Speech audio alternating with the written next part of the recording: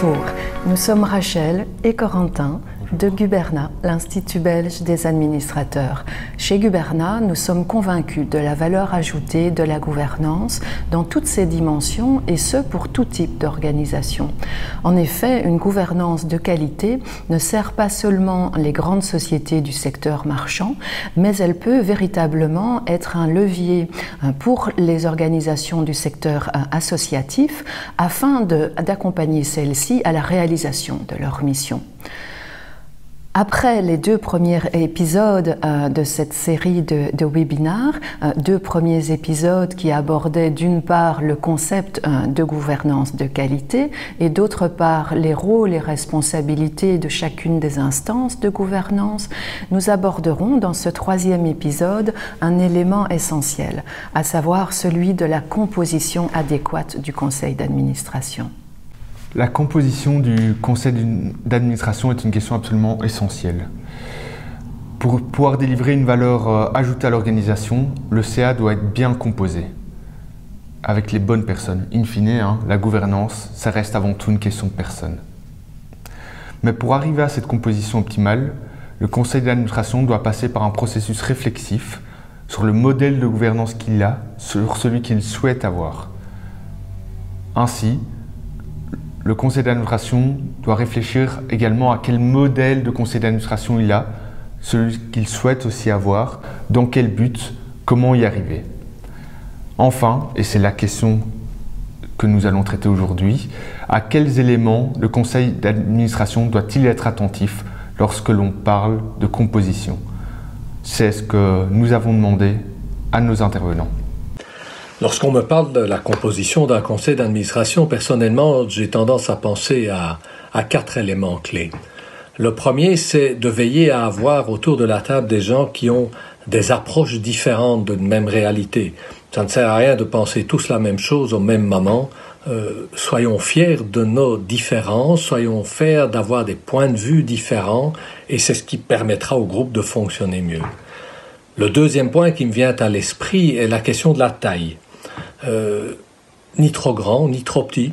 Mon expérience, mes expériences, mes pratiques me font dire que une douzaine de personnes maximum est un chiffre à atteindre quelque part entre 6 et 12 pour permettre la qualité des échanges. Qualité des échanges signifie évidemment indépendance d'esprit, donc soyons très vigilants, et je suis très vigilant à ce que cette indépendance d'esprit puisse se manifester. Et enfin, il faut des administrateurs, des collègues qui soient des gens disponibles pour aller sur le terrain, disponibles pour mettre leurs pieds dans la boue et s'investir concrètement dans les associations dans lesquelles ils sont. Quelle est la composition idéale d'un conseil d'administration dans une ASBL? On est heureusement bien au-delà de la bonne volonté, du temps libre et les amis des amis. Je prends un exemple, je suis administrateur chez Travi, une ASBL bruxelloise de 350 personnes qui ont un léger handicap mental. Nous faisons de l'emballage, de la préparation alimentaire, mais nous avons des véritables clients, internationaux même, un chiffre d'affaires à défendre, des investissements à faire. Et donc, nous sommes une véritable entreprise, avec un résultat à assurer pour le bien-être des 350 personnes. Et donc, quels sont les critères d'admission dans un conseil d'administration? J'en prends 3. Premièrement, l'attachement aux valeurs et le sens. Il ne s'agit pas ici d'investir dans des machines ou de l'automatisation. Nous devons garder à l'esprit que nous devons garantir un travail qui donne du sens pour ceux qui le font et qui est surtout fait pour les faibles. 2, il faut apporter de la compétence et de l'expérience. Nous allons ici bien au-delà de l'expérience financière et légale. Nous avons besoin de connaissances et d'expertise logistique, d'organisation, de marché, de vente, de relations clients. Bref, tout ce qui fait les éléments pour assurer son avenir et pour assurer aussi la stratégie du futur. 3. Apporter une indépendance et aussi une expérience tout à fait nouvelle. Nous venons en effet d'accepter un nouveau membre du Conseil qui apportait une expertise d'accompagnement stratégique qu'il avait acquise dans un grand groupe. Nous avons employé cette expertise pour évaluer les besoins du futur, surtout dans une période post-Covid où nous avons à nous renouveler, voire même penser l'impensable. Voilà les 3 critères qui me semblent importants dans notre contexte. Comme les intervenants viennent de le souligner, il y a effectivement plusieurs éléments à prendre en compte pour optimiser l'efficacité d'un conseil d'administration. En premier lieu, il convient de considérer la taille de celui-ci. Comme souvent en gouvernance, one size doesn't fit all, et il appartiendra effectivement à chaque organisation de déterminer la taille qui conviendra et qui sera la plus adéquate à son fonctionnement efficace. Une taille de conseil, en effet, ne doit pas être ni trop petite, au risque de manquer de capacité adéquate en son sein. Nous reviendrons sur cet élément plus en détail ultérieurement, mais la taille d'un conseil ne doit pas non plus être trop grande, au risque d'avoir un impact négatif sur l'efficacité du fonctionnement de celui-ci. La pratique, par ailleurs, nous fait dire qu'une moyenne idéale pour un fonctionnement optimal se situerait entre un minimum de 6 administrateurs et un maximum de 12 administrateurs. Par ailleurs, la taille d'un conseil revêt un aspect dynamique. Elle peut effectivement évoluer au cours du temps et de la vie d'une organisation. À ce stade, il convient d'expliquer qu'il existe grossièrement 2 grands modèles possibles pour un conseil d'administration. Le premier modèle est plutôt axé sur la représentation et comprendra donc un grand nombre d'administrateurs et donc un grand nombre de parties prenantes.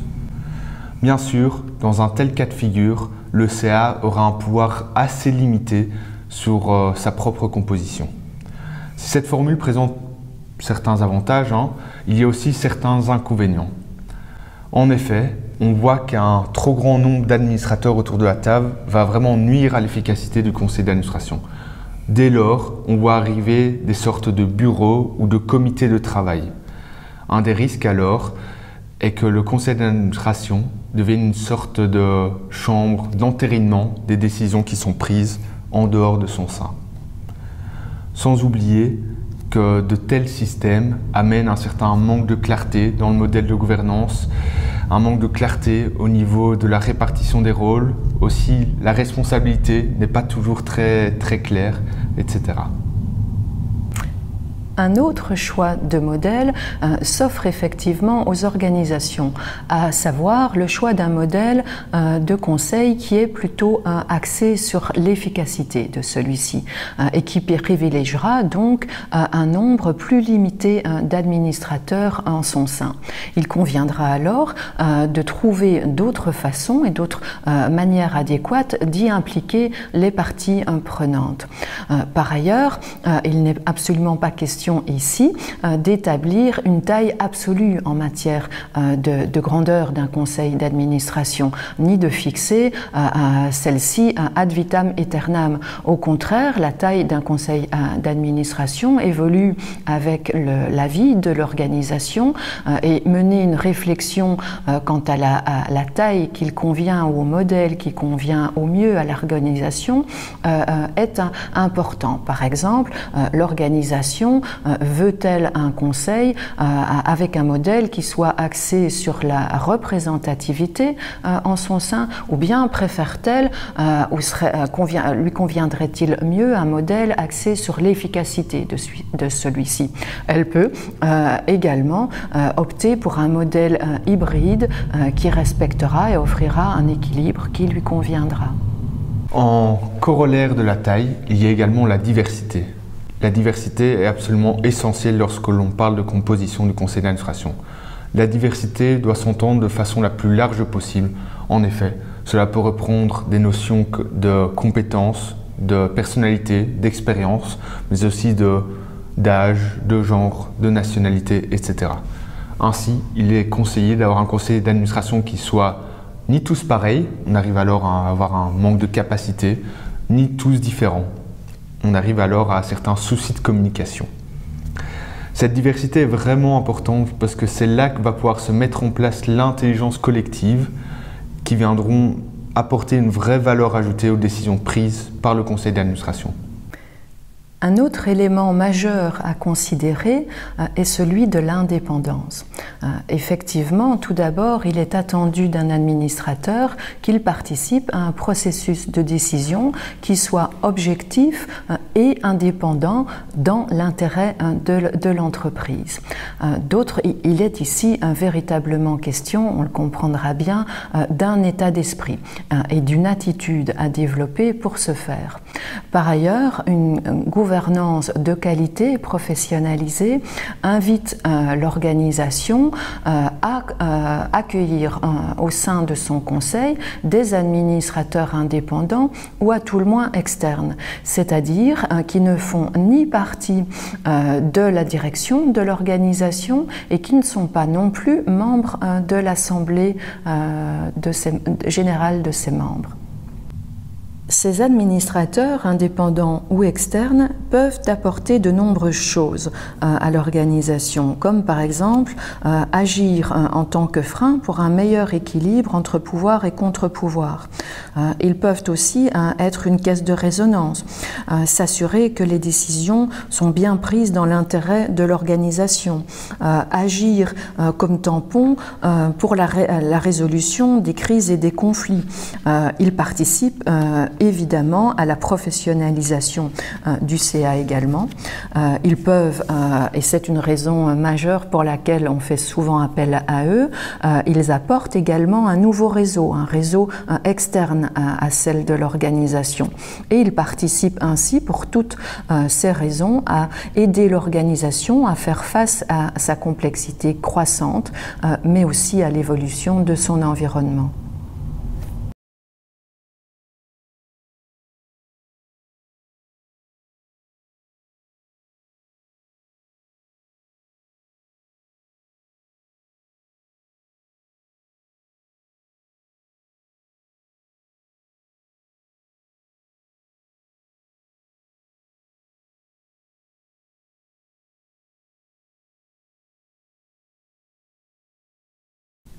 À côté de ces trois éléments que sont la taille, la diversité et l'indépendance, il convient de considérer ensuite un autre élément important, le processus de sélection et nomination des administrateurs.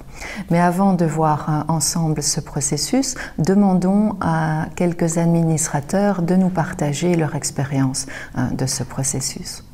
Bonjour. Je voudrais évoquer avec vous le processus de sélection et de nomination des administrateurs.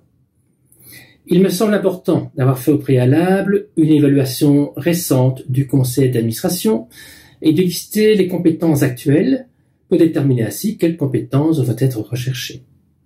Je n'aborde pas ici la procédure pour la recherche même des nouveaux administrateurs, mais plutôt en ce qui concerne la sélection des candidats et l'accueil des nouveaux administrateurs. Il me paraît opportun de confier la tâche de sélection au bureau, si celui-ci existe, ou à quelques membres du CA pour rencontrer les candidats, valider leur candidature, puis en faire une shortlist à soumettre alors au CA complet. Ce petit comité peut également comprendre quelques personnes externes au CA, mais qui ont une bonne connaissance du fonctionnement du CA. Je suggère également de bien accueillir les nouveaux administrateurs au sein du CA, de veiller à leur bonne intégration, de leur donner toute l'information utile, de leur faire rencontrer les personnes clés de l'association, de même que de leur confier, dès que possible, certaines responsabilités. Pour moi, la question du processus et de quelque part de la sélection des administrateurs est quelque chose d'absolument fondamental parce que ça gère et ça influence évidemment l'ensemble de la vie, non seulement du conseil, mais de l'ensemble de l'association. Donc, il faut pour moi être très structuré dans un processus.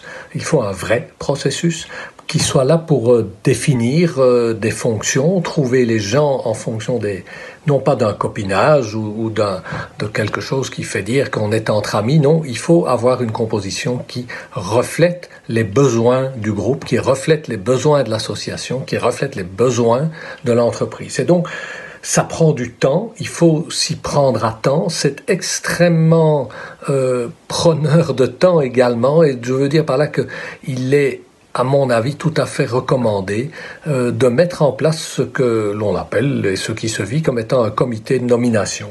Ça me paraît extrêmement important. Je suis soucieux d'une grande structure, d'une clarté de processus, d'une grande transparence, de s'y prendre à temps. Et alors ne pas oublier qu'une fois qu'un administrateur a été sélectionné, qu'il a été élu, prenons également beaucoup de temps pour l'intégrer, l'accueillir et lui permettre de découvrir l'association, le groupe, l'entreprise dans lequel il est maintenant administrateur. Comme le disent les intervenants, il est important que le processus de sélection soit clair et formalisé. On peut également diffuser et partager ce processus aux candidats potentiels. Nous avons donc listé les différentes phases qui nous paraissaient importantes.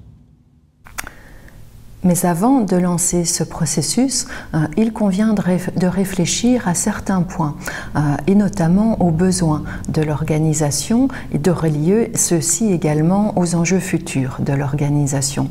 Ainsi, est-ce que l'association a besoin de compétences différentes pour réaliser ses objectifs, ou a-t-elle par exemple besoin de plus de représentativité de la part d'une partie prenante en particulier? Il faut également, à côté de ces éléments, considérer des facteurs internes et externes à l'organisation, comme par exemple l'arrivée à terme de certains mandats. Pour réaliser cette étape et objectiver cette réflexion, établir une cartographie des profils utiles sera importante. Une telle cartographie permettra de dégager une vision objective des compétences dont on a besoin, mais aussi des types de personnalités, des secteurs qui seraient intéressants de représenter, des zones d'expérience également, et d'objectiver ainsi tout le processus de sélection et de nomination qui suivra. Et voilà, maintenant nous pouvons lancer le processus à proprement parler. Pour la phase 1, il sera question de planifier le processus. C'est ainsi qu'on listera les différentes étapes et les décisions à prendre pour chacune des étapes. C'est à ce stade qu'on évoquera aussi le temps, le budget et les personnes qui vont intervenir dans chacune des étapes. En général, il s'agit du président ou du comité de nomination qui a un rôle catalyseur dans ce processus. Mais on constate également que dans la pratique, dans de nombreux ASBL, c'est la direction qui peut jouer un rôle moteur dans ce processus. Pour la phase 2, il conviendra d'établir le profil type du candidat recherché. Il sera pour cela utile d'établir une fiche de profil qui reprendra bien évidemment les hard skills mais aussi les soft skills qui sont attendus, ainsi que de penser et de réfléchir au rôle qu'il ou elle serait amené à remplir. Par exemple, ce futur ou cette future administratrice sera-t-il président, ou bien sera-t-il amené à siéger dans un des comités? Sera-t-il plutôt un administrateur indépendant? La phase 3 concerne l'offre de mandat et la recherche de candidats. Pour l'offre de mandat, il est conseillé de placer quelques mots, quelques considérations sur l'organisation en elle-même, sur le type de mandat qui est à pourvoir et sur quelques éléments essentiels de la fiche profil de l'administrateur. Pour la diffusion, l'organisation utilise en général son propre réseau, mais à titre informatif, Gubernat dispose également d'un service gratuit de postes vacants pour administrateurs dans lequel vous pouvez diffuser à l'ensemble de notre réseau les éventuels postes à pourvoir. Si vous désirez plus d'informations, n'hésitez pas à cliquer sur le lien ici. Arrive ensuite la phase 4 du processus, à savoir l'analyse des candidatures. On passe alors d'une longue liste à une short list des candidatures et il conviendra de procéder à une évaluation objective des candidatures reçues, par exemple en attribuant une note allant de 1 à 5 à chacun des éléments qui auront été listés dans la cartographie des profils préalablement établie. Sur cette base, on dressera un rapport des évaluations de candidature et le conseil d'administration pourra alors formuler une proposition des candidatures retenues à l'Assemblée générale des membres. Pour la phase 5, il convient de faire un suivi approprié aux candidats qui ont été retenus, bien sûr, mais aussi, et ce n'est pas toujours le cas, aux candidats qui n'ont pas été retenus. L'avant-dernière et 6e phase de ce processus consiste en la nomination effective du nouvel administrateur ou de la nouvelle administratrice. La candidature retenue sera alors proposée en Assemblée générale des membres qui procédera à la nomination officielle comme le prescrit la loi. Pour ce faire, chaque membre de l'organisation devra bien entendu avoir été informé en temps utile. Oui, tout à fait. Et une autre phase, la dernière phase, qui est souvent sous-estimée, est celle de l'introduction du nouvel administrateur. Concrètement, une bonne pratique est de lui fournir une sorte de dossier de présentation qui va reprendre tous les documents utiles sur l'organisation. On peut également penser à une sorte de formation qui peut inclure différents éléments comme une présentation des sites de l'organisation, comme des rencontres avec les personnes clés de cette organisation et pourquoi pas aussi des formations sur le secteur de l'organisation.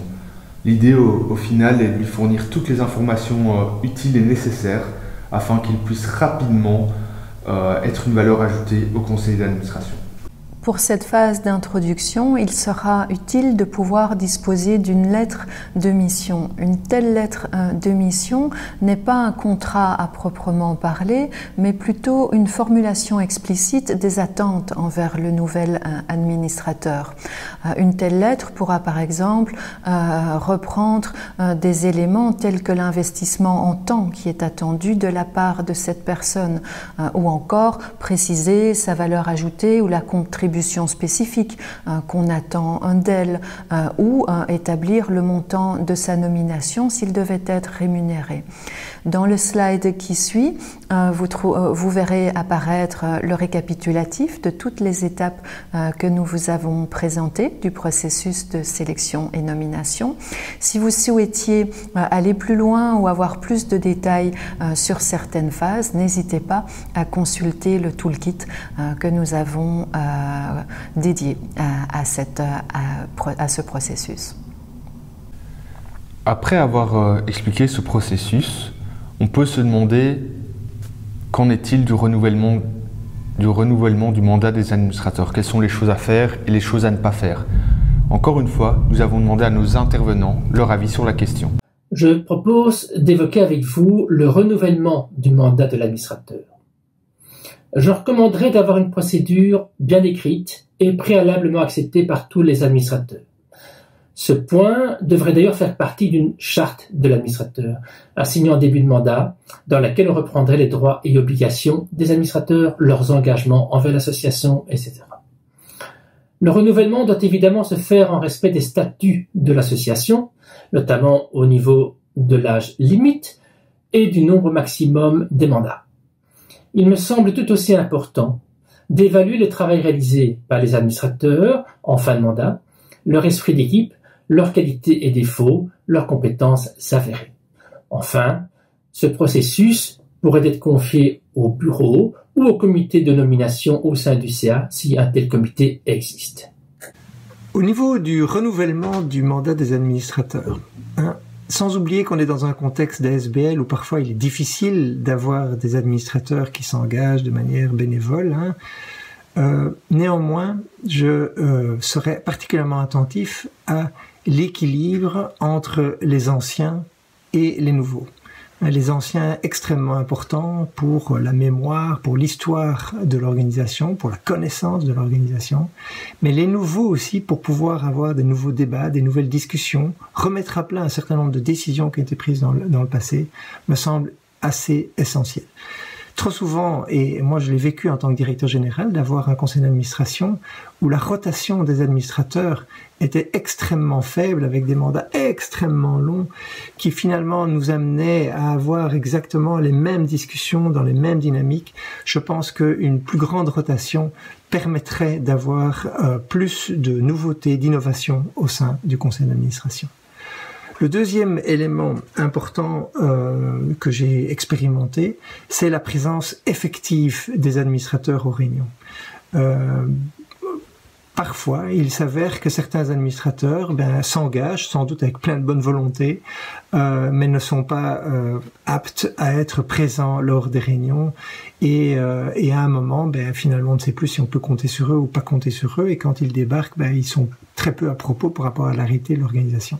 Je pense que c'est pour ces deux aspects-là, il est important que la solution doit venir, selon moi, d'une prise en considération dans les statuts de la SBL d'emblée, pour éviter des discussions finalement peut-être délicates entre personnes, mais plutôt de se référer au statut de la SBL pour s'assurer et de la rotation et de la présence effective des administrateurs aux réunions du conseil d'administration. Voilà, deux petits exemples. On ne peut en effet que confirmer les bonnes pratiques que soulignent les administrateurs dans leurs témoignages. En effet, même si refaire l'entièreté du processus n'est pas nécessaire, il importe au moment d'un renouvellement de garder à l'esprit certains éléments.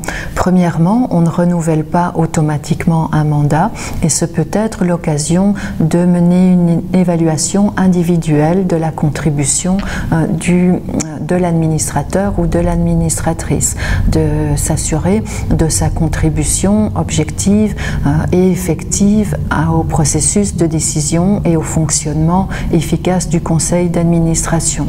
Deuxièmement, un renouvellement invite également à consulter la cartographie des profils et à s'assurer objectivement que l'on dispose toujours des besoins, des compétences, des capacités nécessaires pour répondre aux besoins actuels, mais également pour relever les enjeux futurs de l'organisation. Enfin, dernier point, au moment d'un renouvellement, il est important de s'assurer du bon équilibre entre continuité de l'organisation et des aspects de changement, tels que ceux qui seront engendrés par l'ouverture à de nouveaux administrateurs. Renouveler ainsi, par exemple, la moitié de son conseil d'administration au même moment pourrait impacter négativement l'efficacité et le fonctionnement de celui-ci. Oui, tout à fait. À ce stade, on peut se demander comment implanter ces bonnes pratiques. Pour ce faire, activer ou mettre en place un comité de nomination peut être très utile. Mais demandons l'avis à nos intervenants sur la question. Personnellement, je ne peux que recommander la mise en place d'un comité de nomination. Ayant vécu les deux situations, avec et sans comité, dans des ASBL certes fort différentes, je peux témoigner de l'importance d'un tel comité, et ce pour plusieurs raisons. 1. Une approche objective et transparente permet une meilleure cohérence avec les valeurs éthiques de l'association, augmente sa crédibilité en interne et en externe, inspire confiance et motive donc le candidat à postuler. 2. Professionnaliser le processus de sélection permet de sortir d'un réseau statique qu'on appelle aussi le Old Boys Network et d'accéder à un pool beaucoup plus large de candidats potentiels. 3. Confier la sélection à un comité d'experts permet d'aboutir à un mix optimal qui favorise une meilleure diversité et indépendance d'esprit au sein de l'organe d'administration. Et enfin 4. Une meilleure connaissance du candidat administrateur va faciliter son intégration au sein de l'organe d'administration via un programme onboarding taillé sur mesure, complété éventuellement par des formations plus ciblées. J'encourage également les plus petites ASBL, pour qui la mise en place d'un comité de nomination est moins évidente, à faire appel à d'autres solutions mises à leur disposition par des organismes spécialisés comme par exemple Guberna. ce qui sera certainement le cas du Centre de bonne gouvernance Paul Tassin lorsqu'il s'agira d'étoffer son organe d'administration. On le comprend, le comité de nomination, qu'il soit temporaire, comme lorsque par exemple il faut remplacer un président historique ou un grand nombre d'administrateurs en même temps, ou alors qu'il soit plutôt permanent, ce type de comité peut être très utile aux ASBL. Ils seront d'autant plus utiles lorsque le conseil d'administration est composé d'un grand nombre de représentants, notamment des membres. Ainsi, il peut servir notamment pour établir une procédure de nomination claire et formalisée, aider à mettre en place un plan de succession, prévoir un programme d'introduction circonstancié pour les nouveaux administrateurs, y compris les formations nécessaires, et enfin, objectiver le processus de sélection.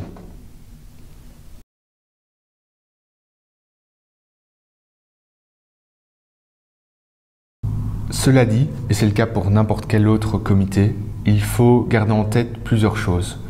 1. La communication doit toujours être transparente du comité vis-à-vis du conseil d'administration. 2. Le comité a un rôle de soutien du conseil d'administration. C'est bien le conseil d'administration qui garde le pouvoir décisionnel. Nous avons vu avec vous les éléments qui nous paraissent essentiels en matière de composition du conseil d'administration. Et ceci concerne à la fois les invariants de bonne gouvernance, nous vous les avons présentés lors du premier épisode, mais également l'importance de pouvoir équilibrer et harmoniser les intérêts de chacune des parties prenantes en présence.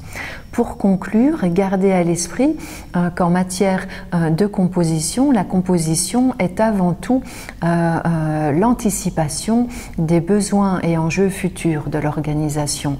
Elle est ainsi un processus dynamique qui mérite d'être révisé régulièrement. Et nous pourrions la résumer par la question essentielle qui est celle de savoir, de pouvoir répondre a-t-on les bonnes personnes aux bons endroits, au bon moment.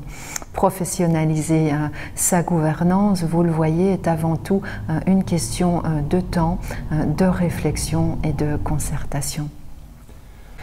Nous vous remercions pour avoir regardé cet épisode et nous nous réjouissons de vous retrouver pour notre 4e épisode, le dernier de notre série de webinaires. Celui-ci portera sur les différents éléments utiles au bon fonctionnement de votre conseil d'administration. Si vous avez des commentaires ou si vous avez la moindre question sur ce que fait Guberna, n'hésitez pas à nous l'adresser en cliquant ici. Avant de clôturer, nous tenons à remercier chaleureusement la Loterie Nationale ainsi que les joueurs de la Loterie Nationale pour avoir rendu cet épisode possible. À très bientôt.